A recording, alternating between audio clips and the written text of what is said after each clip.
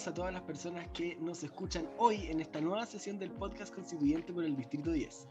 Esta ocasión tengo el agrado de presentarles a una geógrafa de la Pontificia Universidad Católica, la embajadora de One Young World e independiente de la Lista del Pueblo, Verónica Guzmán. Muchas gracias por venir. Hola, mucho gusto. Soy Verónica, gracias por la invitación. No hay de qué, para eso estamos. Bueno, Verónica, partiendo este programa con todo, la primera pregunta, ¿por qué quieres ser constituyente?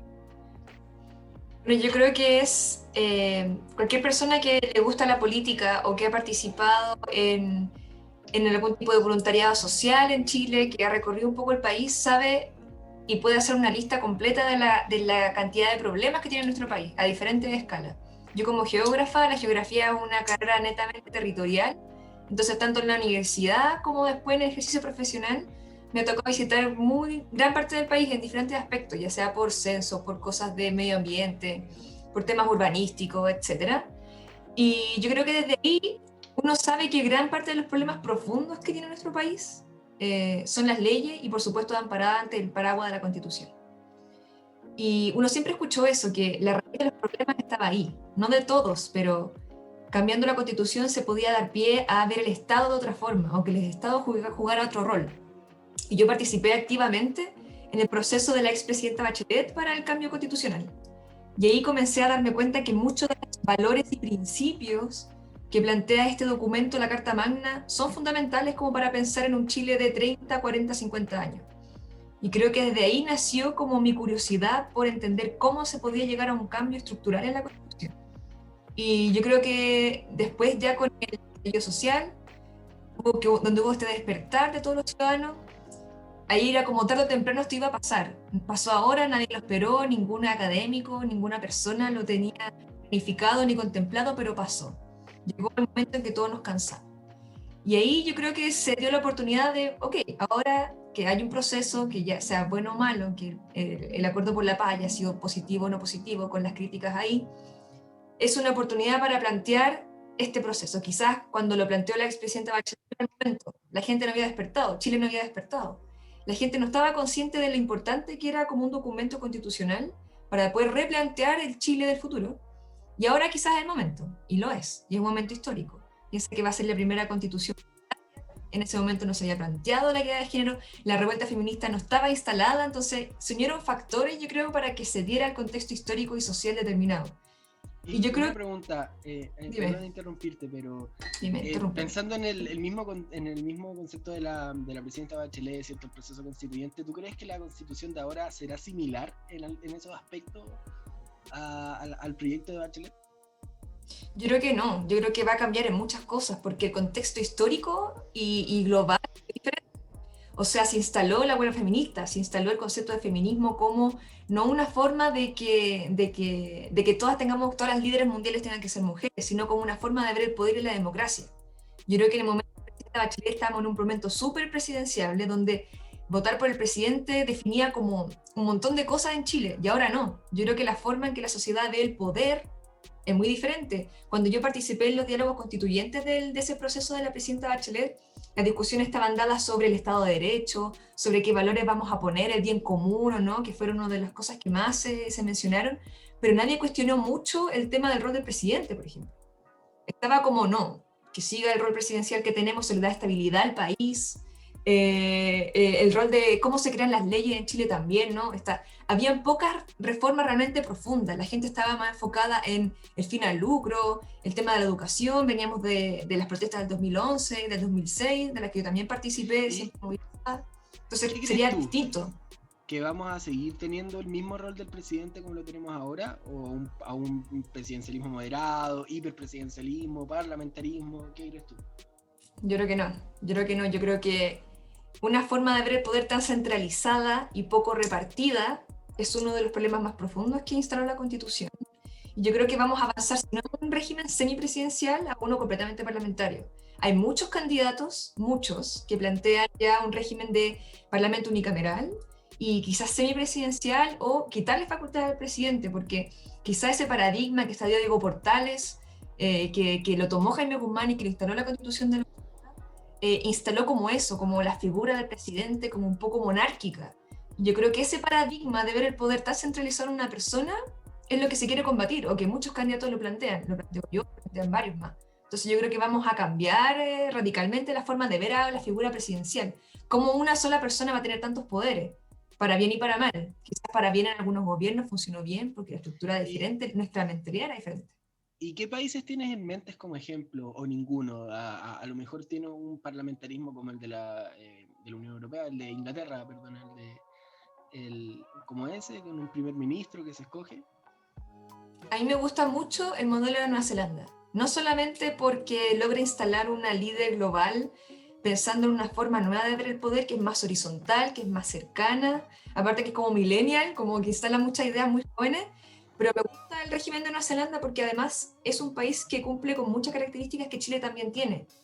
Al sur del mundo, lejos de las cadenas de valor y de comercio, pero sí fuerte en recursos naturales, que quizás es una vocación que Chile debiera desarrollar con mayor sustentabilidad, pero ellos lo logran hacer y me encanta la forma en cómo Canadá y Nueva Zelanda más similar a Chile, están en el Parlamento de los pueblos originarios. Entonces es una de las cosas que también está en mi eje de propuesta constitucional, de que tengan escaño reservado en el Parlamento. Y creo que la forma en que ellos resolvieron los problemas, los conflictos, que no fue un país que también ocurrieron graves violaciones de los derechos humanos, tanto en Canadá como en Nueva Zelanda. Entonces, la forma en que ellos resolvieron eso de una forma democrática, reconociendo el rol de los pueblos originarios de las First Nations, creo que para mí también es una inspiración. Yo creo que ese es lo que instalaría, y aparte porque Jacinta Aren ha demostrado que una líder socialdemócrata cercana logra hacer muchas cosas en un país que no es tan grande. Y igual hay muchas diferencias, ¿cierto? En Chile no es una isla, sí, pero eso no es mi pega discutirla. ¿Qué piensas tú de las municipalidades dentro de este nuevo Chile que tienes en mente? ¿Juegan un rol protagónico? Mira, si tuviéramos la posibilidad de plantear algo diferente como administración territorial, en mi caso como geógrafa y muchos colegas coincidimos en eso, en cambiar una forma de plantear la unidad territorial mínima de pensamiento. ¿Qué significa eso? En palabras simples, la comuna es como una unidad demográfica. Es como la unidad censaria, donde se mide la cantidad de vivienda, la cantidad de cuadras. Y algunas son muy pequeñas, otras son muy grandes, y a veces, dependiendo de su vocación, depende de sus recursos. O sea, la que tiene la comuna de Providencia es uno, y es diametralmente opuesto a la comuna de Alhué, por ejemplo. Y nosotros planteamos más una unidad que tenga que ver, una unidad ecosustentable, una unidad que esté basada en las características territoriales. Por ejemplo, una unidad que esté basada en las cuencas hidrográficas. ¿Qué significa eso? Te explico. Sí, dale. Mira, Chile como un territorio geográfico tiene características únicas.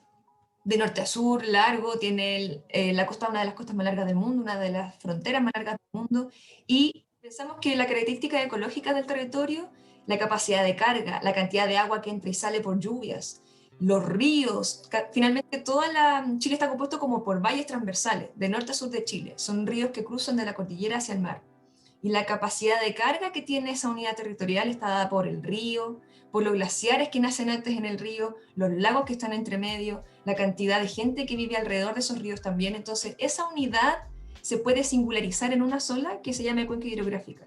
Y es una unidad que tiene una capacidad de carga específica. Entonces decimos, por ejemplo, en la cuenca A, llovió cierta cantidad de milímetros al año y se evaporaron esta cantidad de milímetros, ocupamos esta agua para consumo humano, entonces tenemos que regular ese consumo de alguna forma. Con la estructura actual de las comunas eso no es posible. Es súper difícil poner de acuerdo a las comunas en ver el territorio de una forma sustentable y poner como el desarrollo territorial sostenible y sustentable en primer lugar. Siempre lo que va a primar es el tema demográfico, cuántas personas viven ahí, cuántas cuadras. Y los fondos comunes municipales no dan esos abastos. El gobierno regional tampoco logra tener el poder de aglutinar a todas las comunas en una o en un solo plan de desarrollo. Tampoco el gobierno provincial. De hecho, muchas veces se planteó eliminar a las provincias como unidad territorial porque no tenían ningún poder. De hecho, territorialmente las seremías tienen más poder que los propios gobiernos regionales, que ahora van a ser electos democráticamente. Entonces, lo que se propone desde la geografía o una mirada desde el territorio es que si queremos poner el desarrollo sustentable en primer lugar, tenemos que encontrar una unidad sustentable de administración. Y esa sería la cuenca hidrográfica.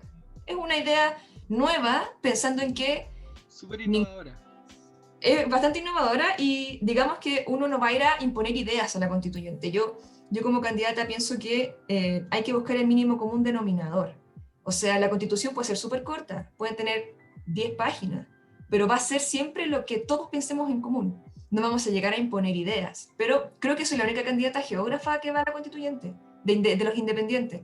Y me gustaría como plantear estas ideas. Si es que queremos poner la sustentabilidad en el primer lugar y Chile quisiera ser innovador realmente en desarrollo sostenible, esta sería una idea innovadora que podría estar en la Constitución. Podría cambiar un poco la forma en que vemos el territorio. Lo encuentro extremadamente innovador. De todos los candidatos que he tenido aquí, jamás me habían dado una idea como tal. Que está muy bien pensada. Por el momento no se me hubiera ocurrido nunca dividir un poco la territorialidad del país, un poco en los sectores ecológicos, ¿cierto? En los recursos que hay dentro. Es sumamente innovador. Yo creo que más de alguno debería darle todas las vueltas posibles. Aunque no debería dar opiniones acá, pero cambiando, no, ¿sabéis qué? No quiero cambiar un poco el tema. Esto quiere decir que le darías un mayor protagonismo en las regiones, ¿cierto? Y un poco de soberanía y un poco de autonomía, como autonomía real, dentro de su propio territorio, ¿no? Exactamente, entonces es mucho más fácil darle autonomía a los territorios si tienen, digamos, una unidad territorial más o menos homogénea en la cual conversar y dialogar, y no pelear y no competir por esos recursos. Entonces, por ejemplo, la cantidad de agua que se ocupa en el sur y la cantidad de agua que se ocupa en el norte es distinta. Tenemos una situación de Petorca donde tenemos las napas subterráneas agotadas por intereses privados y la capacidad de carga de esa cuenta, la capacidad de carga ecológica, la cantidad de agua que entra y sale, nos tiene una sequía terrible. Y digamos que esa región alimenta muchas otras regiones y todos comemos palta. ¿Cachai? Entonces al final es un mindset que impide un poco que los organismos y que los territorios se organicen y tengan un poco más de autonomía. Porque como te digo, no hay ninguna unidad realmente, el gobierno regional no tiene casi ningún poder sobre ese territorio completo, todo está centrado en las comunas, y eso fue una estrategia también de la Constitución antigua, que era darle como el mayor poder, las mayores facultades privativas y no privativas a las comunas, que son unidades demográficas, pero no geográficas, no tienen un sentido territorial, comparten a veces un lago, o muchas comunas un lago, no se logran poner de acuerdo, o un alcalde le dice a otro, o una alcaldesa le dice a la otra, mira, yo me encantaría participar en ese plan de sustentabilidad que tú planteas, pero mi comuna tiene súper pocos recursos y la tuya tiene mucho. No sé, pensemos en el lago Yanquihue, que tenemos comunas como Puerto Varas, que son muy millonarias, tenemos Yanquihue y Puerto Montt, que dentro de la misma región y compartiendo una cuenca tienen realidades distintas, recursos distintos. ¿Qué pasa si todo eso fuera una sola unidad territorial sustentable que pudiese realmente pensar en los recursos naturales que tiene, pero de una manera homogénea, como un territorio que se pone a... Espérate. Esto me suena un poco a una división legal, ¿cierto? Que permita a un territorio tener control sobre este territorio independiente de lo que este otro territorio quiera. Me suena algo similar a un federalismo. ¿Eso es lo que también tienes en mente? Mira, interesante. La verdad es que de todas las personas con las que he conversado, yo soy secretaria general de un movimiento social y político que se llama Con Todos, que fue creado por James Hamilton y Claudio Narea, y ahí la verdad hay opiniones diversas. No sé si es un tema que pueda cerrar todavía como candidata, porque me gustaba mucho la idea del Estado unitario pensando en la experiencia que tenían los vecinos latinoamericanos con el Estado federal, que no es muy buena, que hay muchas que están endeudadas, que no logran surgir y que no resultó bien, pensando en Argentina, pensando, no sé, en Brasil, etcétera. Entonces, en un principio, debo reconocer que no me gustaba mucho la idea, pensando en que Chile también es un territorio con diversas características. Por otro lado, Chile es pequeño, no es tan grande. Entonces, quizás las federaciones podrían tener un buen sentido. Pero he escuchado también a otras personas que son más desde el punto de vista ecológico y sustentable que dicen no, que los territorios tienen como derecho a tener autonomía, autodeterminación de acuerdo a sus propias características, y pensando en que tenemos regiones tan diversas y que Arica es completamente distinto a Punta Arenas, quizás tendría sentido. No sé si es algo que pueda cerrar 100% ahora, pero mi instinto de geógrafa me dice que darle más poder a los territorios es sí o sí algo en lo que hay que avanzar. Quizás si mantenemos el Estado unitario, yo avanzaría por algo que descentralizara el poder, o sea, no que las seremías tuvieran más poder que las intendencias, que son cargos electos democráticamente. Si no lográramos tener una solución federal 100%, yo mantendría el Estado unitario, pero descentralizado. Y otra pregunta, ¿qué piensas respecto a la explotación actual de los recursos naturales? O sea, lo más directo a las concesiones. O sea, como geógrafa, ¿qué te puedo decir? Un desastre. De hecho, con muchos colegas también pensamos que la forma en la que se ven los recursos naturales completamente privatizados es un desastre. El Código de Aguas mismo, que plantea que, por ejemplo, tú eres dueño de un territorio, pero en ese territorio es terrible porque no permite a los gobiernos regionales tampoco disponer de esa agua, sino que siempre estar con los privados. Y el Código de Agua se creó justamente para privatizar el agua completamente, para explotar los glaciares, para contaminarlo. Entonces yo creo que es un desastre. Siendo Chile el país, yo creo, de Latinoamérica que tiene, bueno, la mayor cantidad de glaciares a nivel mundial en proporción a su superficie. Tenemos déficit hídrico en algunas zonas y tenemos superávit hídrico en otras. El agua es un tema central en Chile y tenemos el único país del mundo que la tiene privatizada, que no es pública, que no podemos ocuparla todos, sino que los ríos y su caudal tienen nombre y apellido, y son ciertos nombres y apellidos, no son tantos, son pocos. Pero, ¿qué piensas sobre la explotación de recursos mineros en específico? Por ejemplo, leía el otro día un tuit del ministro Ignacio Briones que hablaba que las concesiones permiten que haya un incentivo a querer explotar estos recursos, ¿cierto? Y el royalty minero y se ganara, etcétera, etcétera. ¿Qué piensas tú de ese sistema de explotaciones, ¿cierto? Que se incentiva a los privados para que busquen reservas mineras y las exploten. Bueno, muchos candidatos también, y yo soy creo que una de las que está un poco de acuerdo de volver a nacionalizar los recursos naturales, que sean propiedad del Estado 100%. Y yo no estoy en contra de que la minería sea una actividad económica que aporte al PIB nacional y que sea importante. Yo pienso que podemos tener una actividad económica sustentable. Existen soluciones, existen ejemplos, pero sí soy partidaria de que los recursos naturales sean propiedad de todos los chilenos del Estado. Entiendo. Ya nos queda poco, pero aún me queda tiempo para una buena pregunta antes. ¿Tan rápido se Cambiando de tema, sí, se pasa así. Uno de los temores de la Convención Constituyente es que no sea representativa de la sociedad chilena. A propósito, se puede entender que esta representatividad se vea en candidaturas independientes, ¿cierto? Ya que ya no se quieren a los mismos de siempre. Que lo más probable es que gracias al sistema de votación no puedan salir electas. Esta constituyente seguiría siendo legítima, y a propósito también es menester mencionar que se habla de una sobre representación de la derecha en la Cámara, ¿cierto? Muchos gráficos demuestran que la elección pueden terminar con unos 60 escaños para la derecha y todos los demás repartidos en todas las listas de izquierda. Eso está sobre representado. ¿Qué piensas tú de eso? ¿Seguiría siendo legítima? Bueno, lo encuentro terrible, yo creo que no. Y yo creo que si la derecha quiere instalar el mismo sistema que antes o quieren no cambiar nada, que se devuelvan por la puerta por la que entraron. No sé si la gente está dispuesta a validar una constitución, un documento por el que personas han perdido sus ojos, su vida, y que ha sacrificado tanto como para volver quizás a las mismas líneas o párrafos que antes. Yo creo que ahí podemos tener un problema mayor.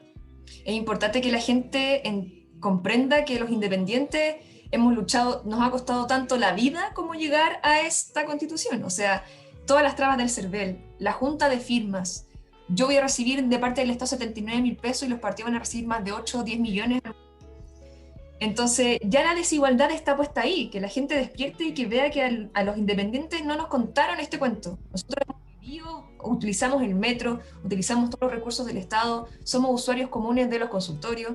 Entonces, que escuche un poco más y que si realmente Chile despertó para esto, para que la Constitución sea realmente representativa y que no tengamos los mismos párrafos que antes. Y si las personas que van como candidatas y que tienen más facilidades que los independientes quieren escribir lo mismo que antes, que vuelvan por la puerta por la que entraron.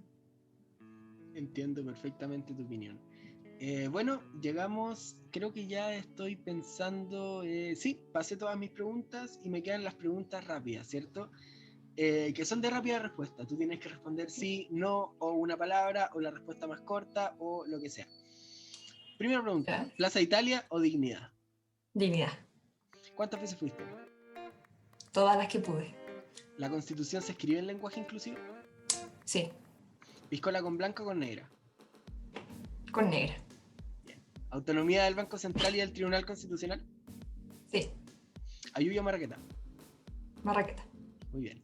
Eso ha sido todo hasta ahora. Muchas gracias, Verónica. Estuvo muy entretenida la conversación. Tu perspectiva de geógrafa la encuentro única dentro de todas las entrevistas que he tenido y eso no lo puedo recalcar lo suficiente.